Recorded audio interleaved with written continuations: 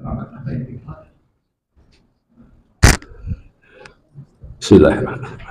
Assalamualaikum warahmatullahi wabarakatuh. Alhamdulillahirabbil alamin wa bihi nasta'inu ala umuri dunya waddin. Allahumma shalli wa sallim wa barik ala sayyidina Muhammadin wa ala alihi washabihi ajmain, amma ba'd. Jemaah salat maghrib rahimakumullah. Dalam surat An-Nahl ayat 43 Allah berfirman, a'udzubillahi minasyaitonir rajim. Wa ma arsalna min qablika illa rijalan nuhi ilaihim fas'alu ahla dzikri in kuntum la ta'lamun.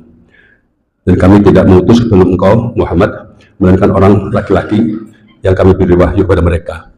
Maka bertanyalah kepada orang-orang yang punya pengetahuan atau ahli zikir jika kamu tidak mengetahui. Ayat ini terulang di surat Al-Anbiya ayat 7. Jemaah rahimakumullah. Mungkin ada yang tergelitik ya. Kenapa kok bertanya, kalau nggak tahu kok bertanya kepada ahli zikir? Mestinya kalau nggak tahu itu ya tanya dengan ahli ilmu, orang yang punya ilmu pengetahuan. Dari ayat ini sebetulnya ditujukan kepada orang-orang musyrik Quraisy ya, yang mereka mempersoalkan, lah kok Nabi hanya seorang manusia, kok nggak malaikat gitu loh ya. Ini orang-orang yang dianggap nggak punya ilmu gitu ya. Pertanyaannya itu nggak punya ilmu. Makanya kemudian disampaikan kalau nggak tahu itu tanya pada ahli zikir. Jemaah rahimakumullah. Mengapa tidak pada ahli ilmu? Karena memang berbeda. Kalau ahli ilmu saja, belum tentu dia orang yang zikir. Belum tentu. Tapi kalau ahli zikir, boleh jadi dia berilmu. Atau malah bisa saja, kalau hanya sekedar bertanya kepada ahli ilmu, tidak orang yang paling berzikir, malah tambah sesat. Orang-orang yang sekuler, orang-orang yang tidak mengenal Tuhan, dia bisa bahasa orang-orang yang berilmu tinggi ya. Jadi ini sering dikaitkan dengan kalau nggak tahu itu tanyakan pada ahlinya. Kalau masalah hukum tanya pada ahli hukum, kalau masalah ekonomi tanya pada ahli ekonomi, kalau masalah fisika tanya pada ahli ilmu pengetahuan alam misalnya begitu. Pada satu aspek itu apa adanya benar saja gitu ya. Tetapi perlu disadari Al-Quran itu mengajarkan sesuatu yang selalu lebih tinggi derajatnya dari apa yang ada dalam pelajaran-pelajaran biasa. Kalau dikaitkan dengan semata-mata orang yang berilmu saja, tapi tidak kemudian dia itu memiliki zikir, maka itu seperti dalam surat Al-Jumu'ah. Masalul ladzina hummilut taurata summa lam yahmiluha kamasalil himari yahmilu asfara. Bisa masalul dan seterusnya lah ya. Orang-orang yang berilmu pengetahuan banyak, tapi nggak ada nyangka sedikit pun pengetahuannya itu dengan zikir pada Allah, itu kayak keledai. Kayak keledai saja itu ya, yang ngangkut barang-barang buku-buku begitu banyak tapi nggak tambah pintar. Karena apa? Karena nggak ngikat ilmunya itu kepada dirinya.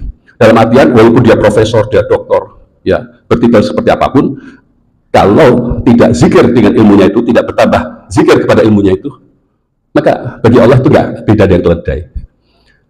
Sisi lain, innama yakhsyallahu min ibadihi al-ulama. Sungguhnya orang-orang yang yakhsyallah, yang takut kepada Allah, takut dalam artian bukan takut akibat perbuatan buruknya, kalau itu bisa kaitannya dengan khaufun, tapi takut dalam artian itu menyadari keagungannya, kedahsyatannya, kekuatannya, kerajaannya dan sebagainya lah itulah. Seperti orang dulu itu kalau dengan Nabi itu ya wibawanya gitu ya, karismanya misalnya begitulah. Tapi kepada Allah itu innama yakhsyallahu min ibadihil ulama. Orang-orang yang punya khosyah, punya rasa takut kepada Allah itu orang dari kalangan ibadnya. Ibadullah itu adalah orang-orang yang berilmu, ulama. Bukan sembarang orang yang punya ilmu, tapi dari kalangan tertentu, yaitu kalangan orang-orang yang menjadi hamba-hambanya. Artinya apa? Artinya ulama di sini, orang-orang yang berilmu di sini adalah orang-orang yang zikrullah. Nah karena itulah akal. Kata akal itu maknanya adalah mengikat. Iqilha wa tawakkal. Dalam sebuah hadis riwayat Tirmizi, hadis ini disebut hasan gitu ya. Ikatlah, iqilha wa tawakkal. Baru kemudian bertawakal pada Allah. Jadi kata akal itu atas dasarnya itu adalah mengikat gitu ya. Mengikat apa? Mengikat dua hal. Mengikat ilmu pengetahuan. Maka banyak orang-orang itu membaca buku-bukunya sama, tapi mereka yang berakal itu dalam berapa halaman saja dia sudah punya ilmu pengetahuan tambahannya itu banyak sekali. Mereka yang nggak bisa mengikat ilmu pengetahuan itu baru 1-2 halaman aja udah bingung, apa gitu. Demikian juga mendengar ceramah-ceramah begitu. Ya, mereka yang akalnya kuat, maka dengan cepat dia bisa menerima pengetahuan itu. Bagi yang akalnya kurang kuat, ya lepas saja, ya lewat saja begitu. Ya, jadi akal yang pertama itu mengikat pengetahuan. Ini umum. Ya, akal yang kedua itu mengikat syahwat, mengikat nafsu. Nafsu yang mengikat nafsu, dan mengikat nafsu itu ada dua lagi, yaitu syahwat yang terkait dengan kepuasan pribadi perorangan, ya. Yang kedua adalah ghadab, amarah, ya, rasa tidak suka gitu ya. Itu seperti itu. Jadi mengikat. Artinya inama yakhshallahu min ibadil ulama itu dengan bertambah ilmu, bertambah takut kepada Allah, bertambah kemampuannya mengikat berbagai ilmu pengetahuan, dan dari berbagai ilmu pengetahuannya itulah lantas dia semakin mampu mengendalikan nafsunya. Artinya dengan demikian banyak orang yang ilmunya tinggi tapi mengikat ilmu pengetahuan biasa tapi nggak mengikat syahwatnya, atau kebalikannya, atau dua-duanya. Nah, kebalikan dari akal itu adalah jahil. Artinya jahiliyah itu nanti jadinya itu melepas, artinya nggak ngekang, nggak ngikat, nggak memiliki kemampuan mengikat, ya lewat saja gitu. Karena itulah afalam yasiru fil ardi fatakuna lahum qulubun ya'qiluna biha, ya.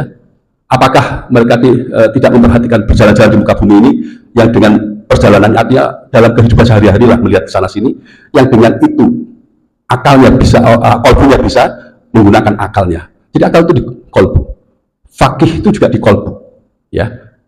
Nah, nanti dengan itulah kemudian kita bisa menambah ilmu pengetahuan itu juga dengan kolbu. Dan karena itulah ada orang yang bertambah pengetahuan dengan kolbunya, maka dia lantas bertambahlah rasa takutnya kepada Allah. Karena itulah kalau bertanya jangan hanya pada orang yang punya ilmu pengetahuan tinggi, jangan, tapi bertanyalah yang berilmu pengetahuan tinggi dari kalangan ibadullah, dari kalangan hamba-hamba Allah. Ya, karena apa? Karena dia itu ahli zikr, orang-orang yang pandai mengingat Allah. Bila taufik wal hidayah. Assalamualaikum warahmatullahi wabarakatuh.